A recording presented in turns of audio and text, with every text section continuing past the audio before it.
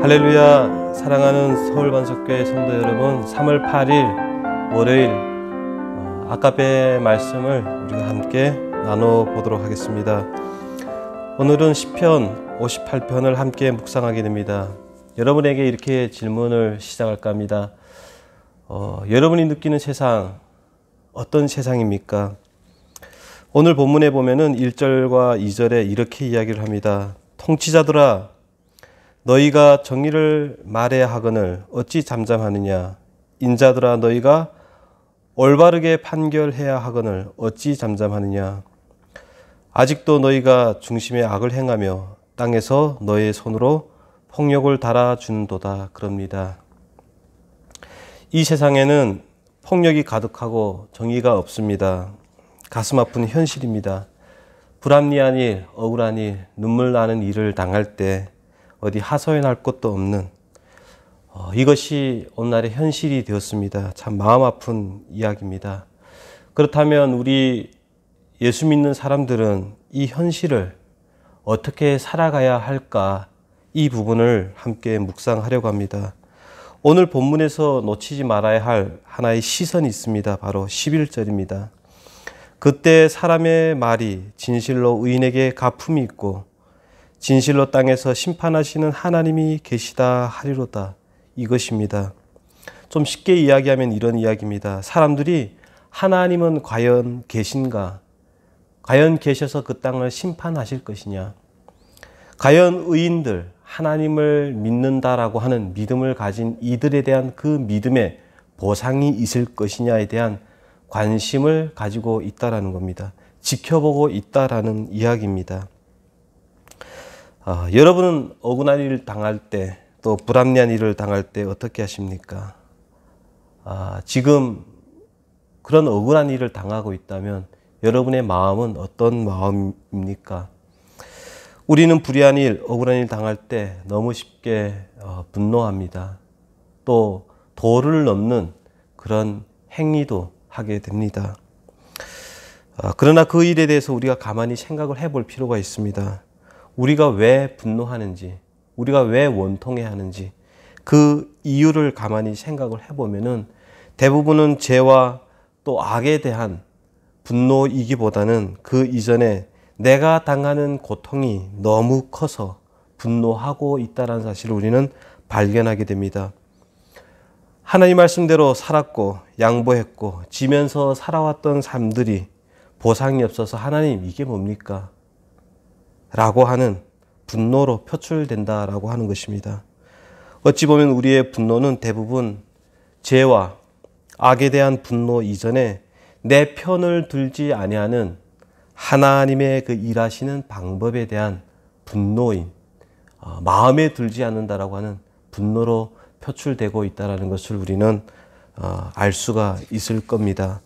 그래서 오늘 본문에 등장하는 기도의 내용들을 만나면 시인도 그랬구나 라는 생각을 하면서 나의 상황을 기도문에 투영시켜서 마음껏 통분하고 분통해하는 그런 일들을 행합니다. 오늘 본문 6절부터 한번 볼까요? 하나님이여 그들의 입에서 이를 꺾으소서 여호와여 젊은 사자의 어금니를 꺾어 내시옵소서. 7절입니다. 그들이 급히 흐르는 물같이 사라지게 하시며 겨누는 화살이 꺾임 같게 하소서. 소멸하여 가는 달팽이 같게 하시며 만삭되지 못하여 출생한 아이가 햇빛을 보지 못함 같게 하소서. 9절에 가시나무 불이 가마를 뜨겁게 하기 전에 생나무든지 불붙은 나무든지 강한 바람으로 휩쓸려 가게 하소서.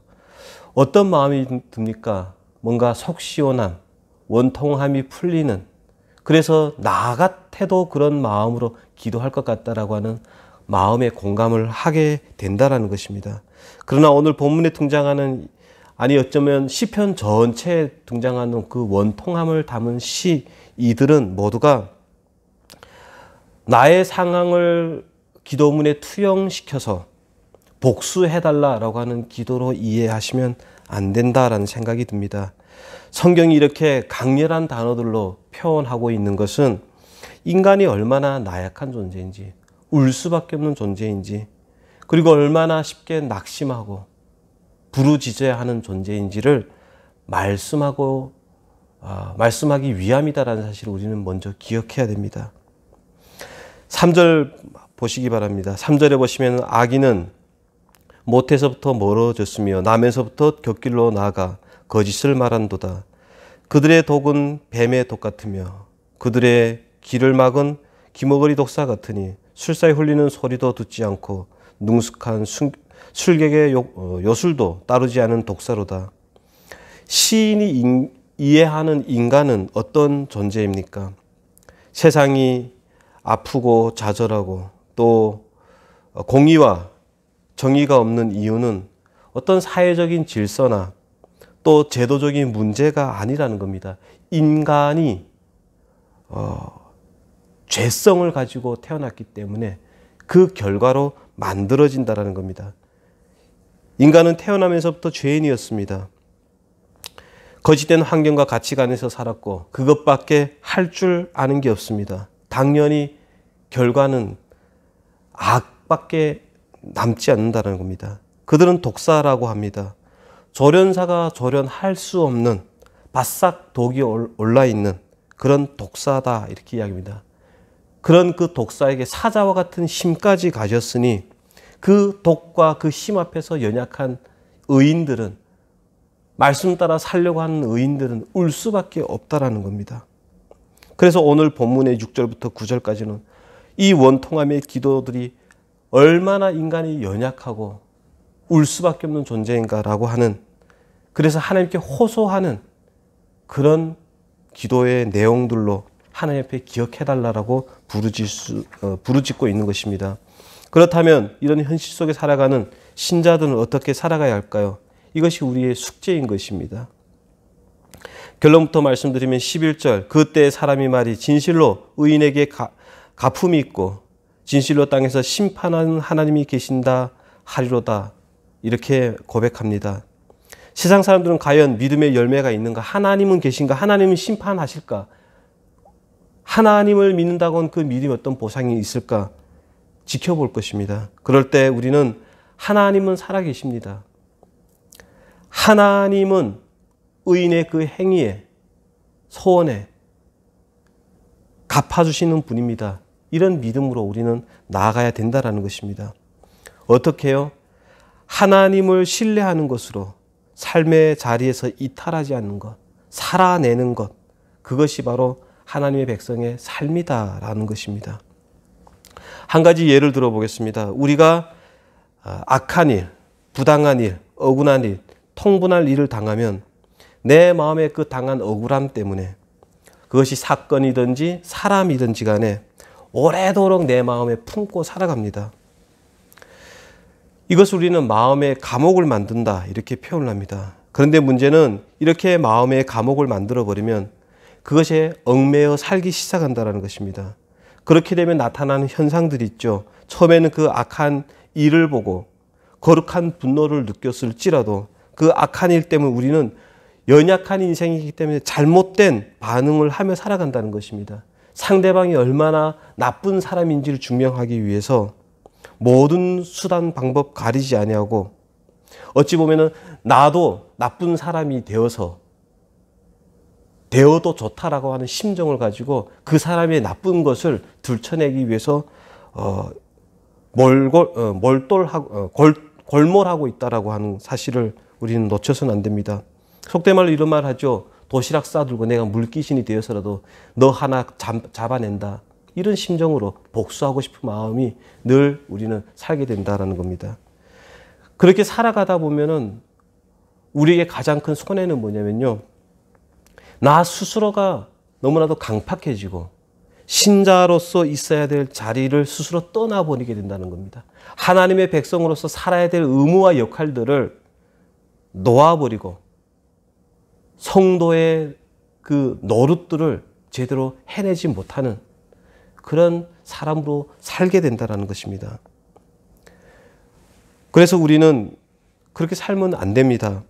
그 일에 대해서 하나님께 맡기고 우리는 우리가 가야 할 길을 그리고 지켜야 할 그 자리를 묵묵히 지켜내며 살아야 됩니다. 왜냐하면 예수님께서 그렇게 사셨기 때문입니다. 예수님도 십자가를 지시기 전에 기도했던 것 다 알고 있는 사실입니다. 십자가를 지시는 것 결코 어려운 일이 쉬운 일이 아니었습니다. 너무 어려워서 하나님 앞에 기도를 했죠. 땀방울이 흐르는데 그것이 피와 같이 흘렀다 이렇게 표현을 합니다. 그 힘든 일을 피하지 아니하셨습니다. 우리가 잘 알고 있는 대로 예수님은 자신을 조롱하며 십자가에 못 박는 이들을 향해 복수의 칼을 빼지 않습니다. 예수님은 어떤 분이셨습니까? 하나님이시죠. 충분히 하나님의 하나님 되심을, 하나님의 오르심을, 하나님의 의로우심을, 정당하심을 증명해 보일 수 있음에도 불구하고 하나님은 칼을 뽑지 않습니다. 오히려 십자가에서 저들이 알지 못하고 저렇게 행한다라고 하시면서 기도하셨던 예수님이십니다.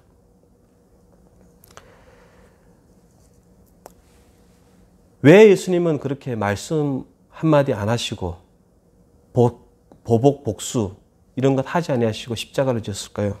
그것은 바로 그것이 하나님이 즐겨 사용하시는 방법이기 때문에 그렇다는 겁니다. 하나님이 예수님께 부탁하신 일이고 하나님이 예수님께서 하셔야 할 일이기 때문에 죽어야 살아나는 것이기 때문에 알기 때문에 예수님은 그렇게 일을 행하셨다라는 것입니다. 오늘도 세상 사람들은 우리를 지켜보고 있습니다. 억울함, 원통함, 우리는 매일매일 당하며 살 때가 있습니다. 그러나 하나님 앞에 맡기시고 자유함을 얻어야 됩니다. 세상 사람들과 똑같이 복수하는 삶이 아니라 힘이 없기에 신이라는 수단을 빌려서 나의 평안함과 안위 그리고 복수를 하는 그런 사람들이 아니라 힘든 일을 당할 때 울 수밖에 없지만 그래도 그것이 하나님이 즐겨 사용하시는 방법이고 하나님이 우리를 통해서 하시고자 하시는 일이다라는 사실을 알기 때문에 우리는 그 일을 이탈하지 아니하고 넉넉히 살아낼 수 있어야 됩니다. 그래서 한 알의 밀알이 땅에 떨어져 많은 생명을 만들어내듯이 하나님께서 우리의 어떤 인내와 또 용서와 또 화해에 나아가는 기다리는 그 넉넉함을 통해서 또 다른 생명들을 만들어내고 계신다는 사실을 꼭 기억하셨으면 좋겠습니다. 그래서 다시 한번 하나님은 살아계십니다. 하나님은 반드시 의인에게 보상을 해주시는 분이십니다. 라는 믿음을 가지시고 주어진 자리 이탈하지 아니하시고 신자의 길을 묵묵히 살아내시고 오늘도 승리하시는 저와 여러분 되기를 주의 이름으로 축원합니다. 기도드리겠습니다. 하나님 아버지, 억울하기에 주 앞에 나와서 눈물 흘릴 수밖에 없습니다. 그러나 그 억울함이, 분통함이 하나님 복수로 보복으로 드러나지 않게 하시고 하나님이 맡겨주신 그 일에 순종하여 살리고 또 세워가는 누군가가 나를 통해서 생명을 얻고 생명을 누리는 그런 사명자의 길을 갈 수 있도록 도와주시옵소서.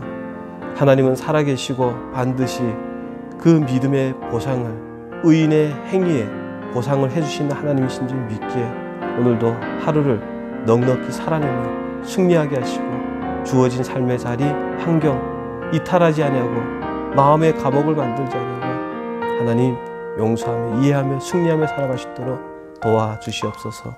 예수님의 이름으로 기도합니다. 아멘. 오늘도 주신 말씀 붙잡고 승리하시는 저와 여러분이 되기를 소망합니다.